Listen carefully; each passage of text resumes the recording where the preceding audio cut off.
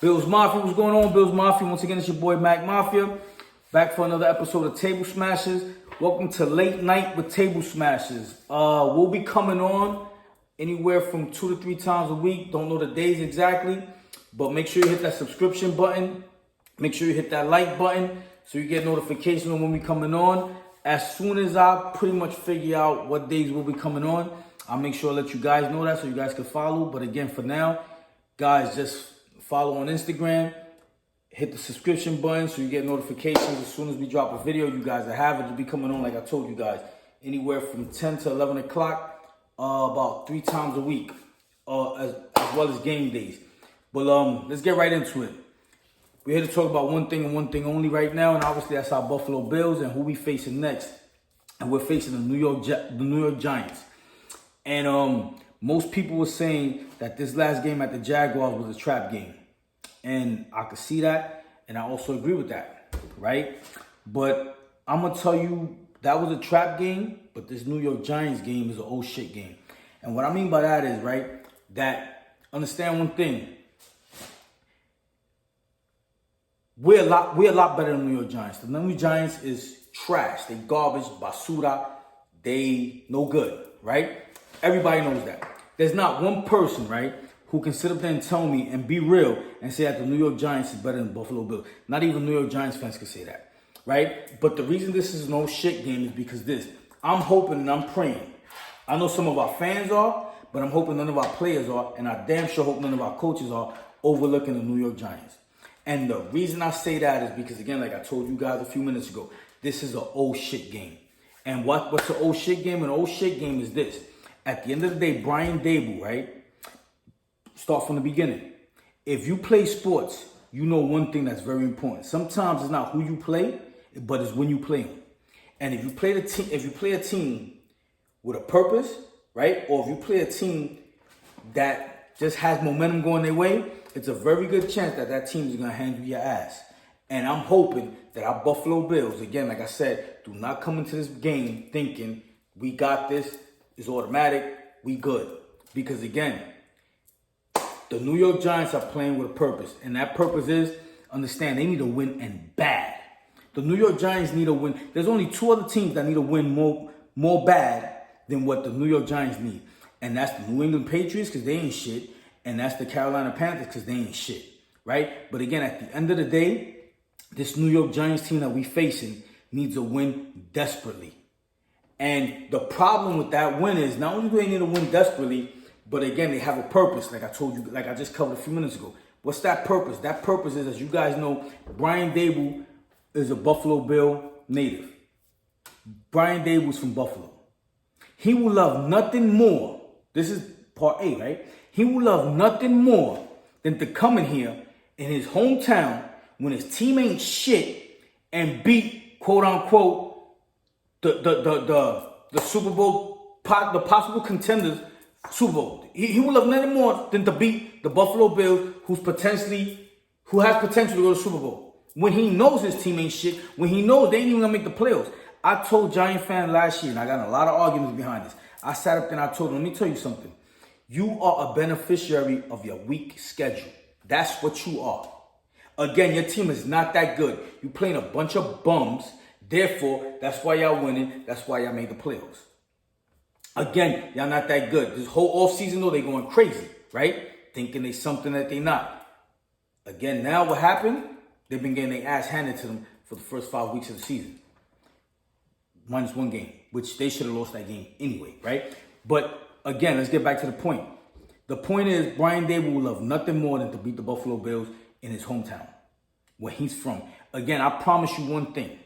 I obviously do not know the man personally, but I promise you one thing. When that schedule came out and that man read the schedule, if he had to pick one game on that schedule that he did not want to lose and one game on that schedule that he had to win, I promise you it was this week. I promise you it was this upcoming Sunday's game versus the Buffalo Bills in Buffalo. I promise you that.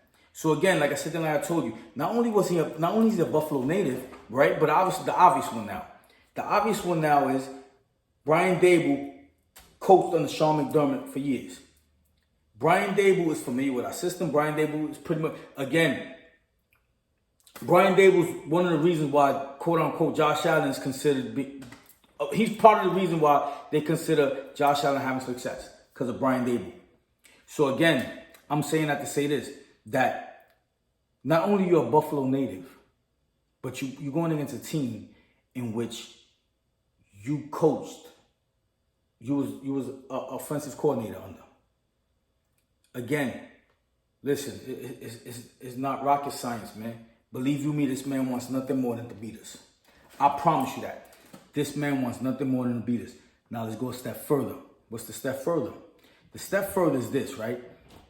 As you guys know, many of the players on that team are former Buffalo Bills some way, somehow. Whether it was on our 50-man or whether it was on our practice squad. So the Giants either got him through free agency after we released him, or the Giants either got him off our practice squad. So again, if even somebody with half a brain will be able to figure this out, that locker room talk is going to sound a lot like this. Gentlemen, as you guys know, as you guys played for this team before, this is the team that pretty much ended your NFL dreams. This team right here cut you. This team right here told you wasn't good enough to make their roster. This team right here, they put you on their roster, right? They sat up there and ended up releasing you. For those of you who didn't make their roster and was on a practice squad, they didn't believe you was good enough to make their team. So they cut you some way, somehow. Or they made you accessible where someone else could sit up there and pick you up because they didn't think you was that good. Right? So this team said no to you. This team said no to your family. This team told you was not good enough. Everything you dreamed of as a little kid, as a little boy, of playing in the NFL and being this great player, this team, the Buffalo Bills, that's across from that locker room, told you no. They ended it. They pretty much got in the way of the way you feed your family. They got in the way your dreams. They got in the way of all of that. So again, at the end of the day, you wasn't good enough for their team. Go out there and show them different. Now, how the hell you think the New York Giants are going to come out after a speech like that? Again, if we come out flat, we're going to get our asses handed to us. Bottom line, we're going to get our asses handed to us if we come out flat. Because again, like I said, then like I told you, this team is a bunch of bums. But they have a purpose. And when you play somebody with a purpose, you can get your ass in a shitload of trouble. So again, folks, I'm hoping that our team realizes this. Sean McDermott is smart. So he pretty much, I'm sure he knows enough to know that this is what it's going to be. I'm hoping our players realize it. I'm hoping, again, all management realize it. I'm hoping all our staff members realize it, coaching staff, because again, at the end of the day, we had a trap game and now we got an oh shit game. Because again, we can't afford to take this team lightly. Because like I told you guys before, if you play sports, you know one thing. Like I said, it's not who you play, it's when you play them.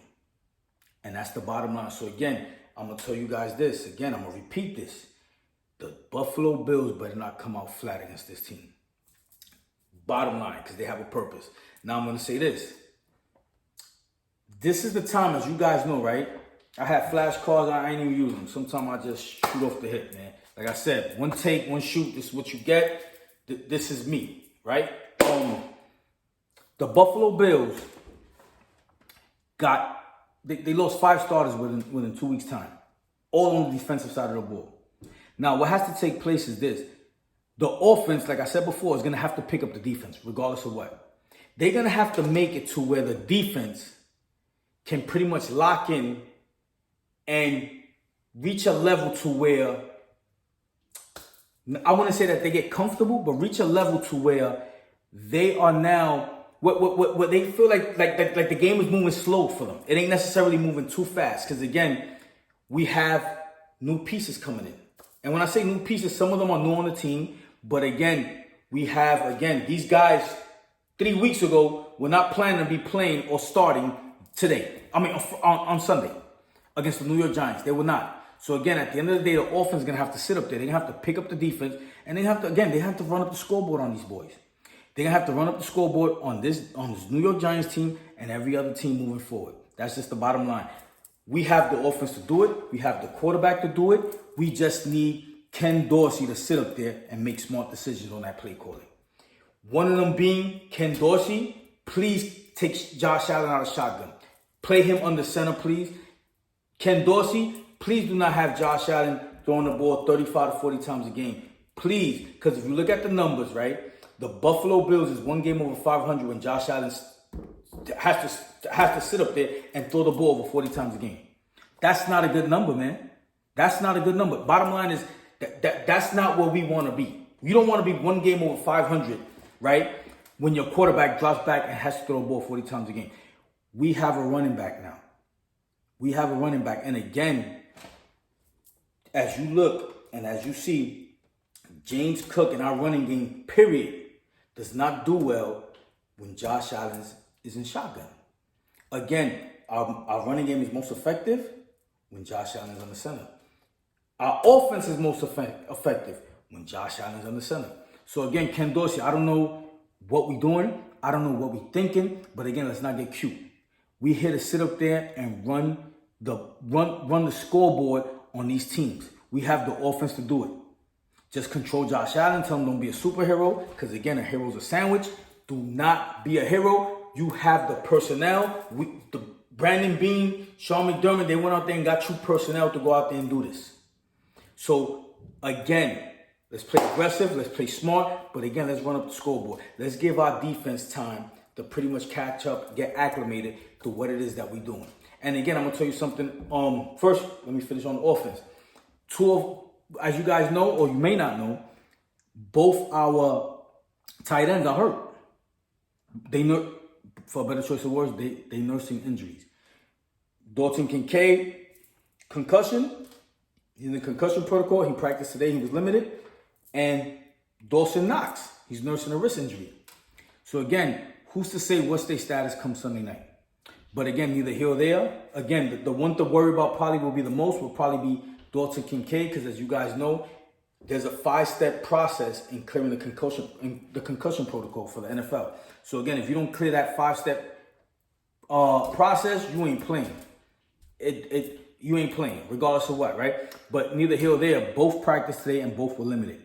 But again, I'm saying I have to say this. We have the personnel that even when our guys are nursing certain injuries and so forth like that, we have the personnel to sit up there and do great things. We have, again, I know we get beat up over our receiving room and stuff like that. A lot of us feel, myself at times, myself sometimes as well, feel as if we should be getting a lot more out of our receiving room. But again, bottom line is this: neither here or there, we should be able to get it done. And injuries are never good. Injuries are never good, right? But they've all been on the defensive side of the ball. And I'm going to say this. If there's ever been a time, again, they're never good. Injuries are never good. But if there's ever been a time for us to pretty much slow up the game a little bit and pretty much just blend and mesh and get our little chemistry going, the time will be now. Why I say that? Because first we're going against the New York Giants at home, right? Then we're going to New England. After New England, we're going to, I got it here. For this, I got to look at the notes, folks. Give me a second because I wrote this here. 1 second. All right, so check it out. So we play the Giants now at home. We going to New England. After we go to New England, we playing a much better team in the Bucs. They 3-1 currently right now, right? But again, we still should be able to defeat the Bucs. We still should be able to beat the Bucs. Again, Buffalo is a much better team than the Bucs. So again, those are 3 games, folks. And after that, we're going to Bengals. Shit gets a little real there, right? But by then, you will now have 3 weeks defensive line to sit up there, get acclimated, get to know each other more, get to blend a little bit more, and make shit work. And again, like I said, I told you guys before, this team, if there's any positive that this team does have, is that we've all been together for quite a while now.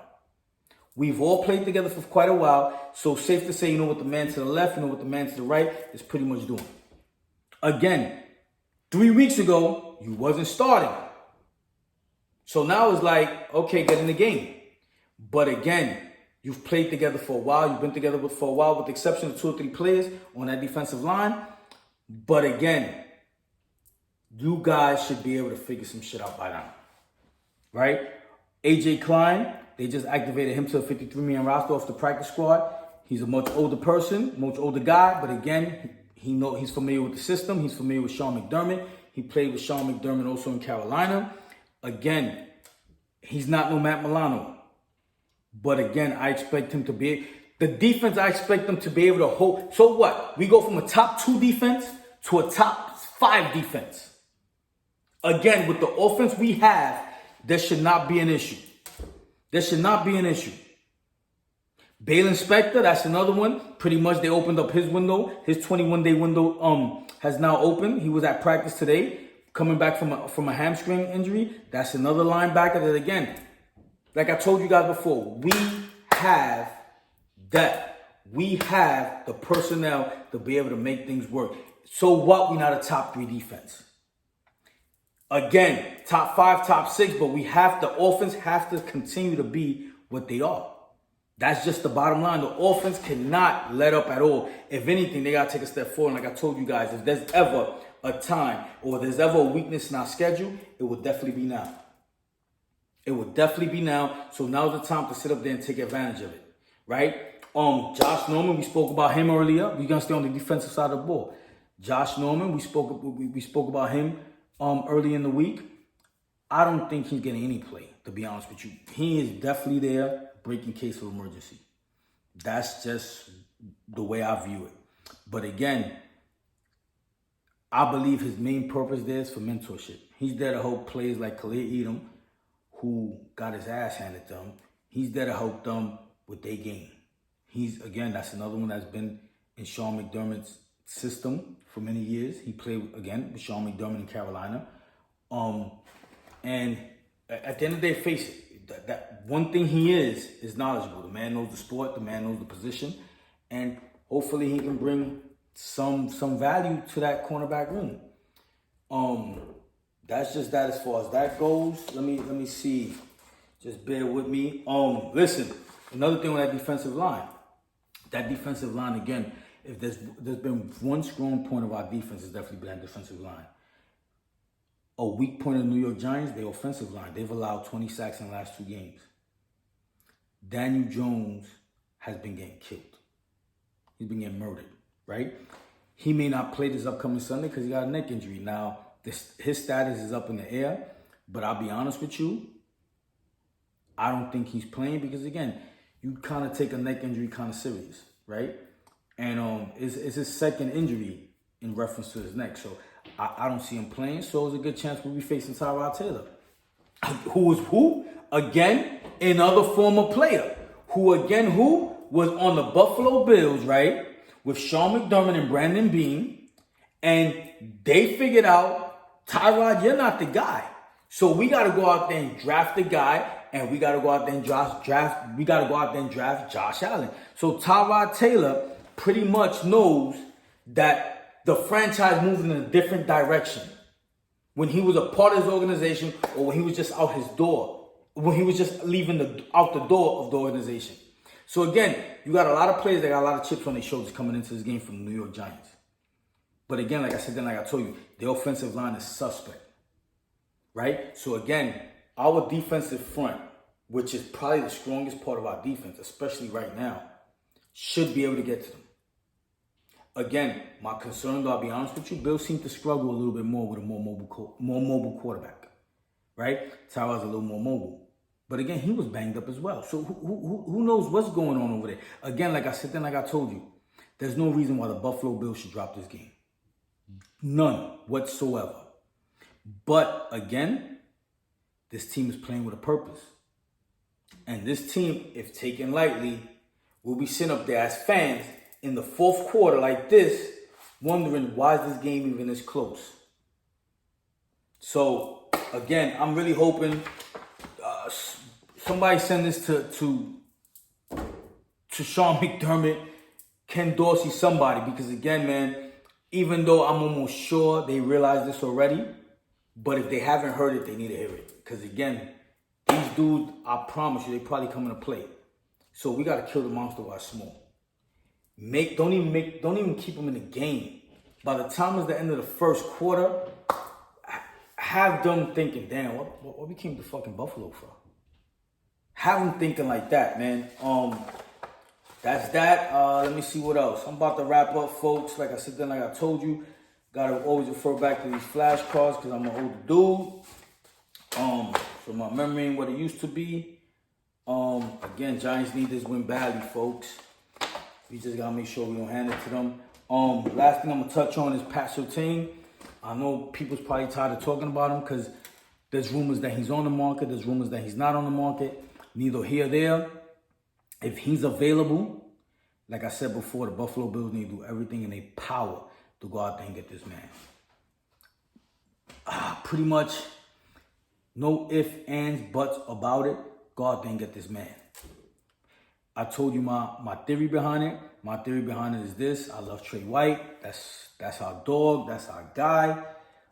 He's not only a great football player, but his personality is outstanding. And just him as a person outstanding. But I told you guys, I think he's done. I think he's cooked. That'd be 2 major injuries he'd be trying to bounce back from. And I don't see how those 2 injuries will hold up long term when you guarding some of the fastest people in the world and wide receivers. I don't see it. And safe to say too, right, that when the Buffalo Bills enter the draft in April, safe to say they'll be looking for a cornerback anyway. Safe to say, I promise you, the Buffalo Bills will draft a cornerback in this upcoming year's draft. But again, why do that? You got a man here in Pat Surtain who's been in the league 3 years. He's proven that he can play at the NFL level. The kid is 23 years old. He's proven to you that he can play at the NFL level. Why not secure not only a cornerback for this year, but also secure your cornerback for the next 5-6 years? Why not do it? Again, the man's in his 3rd year, which means if you obtain him, you pretty much control the situation for 2 years, picking up a 5th-year option, and then you have then from that point on, you worry about paying him or whatever have you. Again, and contract-wise, I looked up the numbers again. I think it's going to cost you a little over $1 million if that's what you do. I get it. Again, the Denver Broncos got to be on board on that. And who's to say somebody else ain't going after him? But again, if you can get him, Buffalo, go get him. Because again, you're securing your spot for the next 5-6 years as far as that cornerback position goes. And again, like I said and I told you, you're going to look to draft a cornerback anyway. I promise you are. So why not get somebody who's already been proven on the NFL level? Why not? Like, really, why not? That's that. That's that, folks. That's all I gotta say about that. Like I said, I would really aggressively go after Pat Surtain, and that's it. I'm going after him, man. But like I said, this is Giants week. Hopefully, our boys, like I said, we focus. We zeroed in, because again, if we look across the league, the Jets look like they're about to take another L. They like 0-21 in franchise history against the Eagles, I believe it is. It's a crazy number like that. The Dolphins, they gonna win. I don't see them losing to Carolina. So we pretty much right now we gotta keep that pace, man. And again, like I told you, the New York Giants is an old shit team right this moment, and they're not to be taken lightly. We have to sit up there and put our foot on them boys' necks and not let up. Those Mafia, that's it. Listen, subscribe, like the video, let the kid know how he's doing. Let the kid know if you appreciate him. I appreciate you. Like I said, some feedback better than no feedback. Like I told you, I give you me, man. I don't do none of the other stuff, all the cute stuff or whatever have you. I give you me, and because it's all I know, man. But again, Bills Mafia, I love you. Again, I'll talk to you later on during the week. More than likely to probably be Friday, if not Friday, to be Saturday, or even before Sunday. But again, hit that subscribe button so you can know when the videos drop. I'm going to, like I told you guys before, I'm going to be coming on anywhere from 3 to 4 times a week and game days. So just don't know what time, just don't know what hours.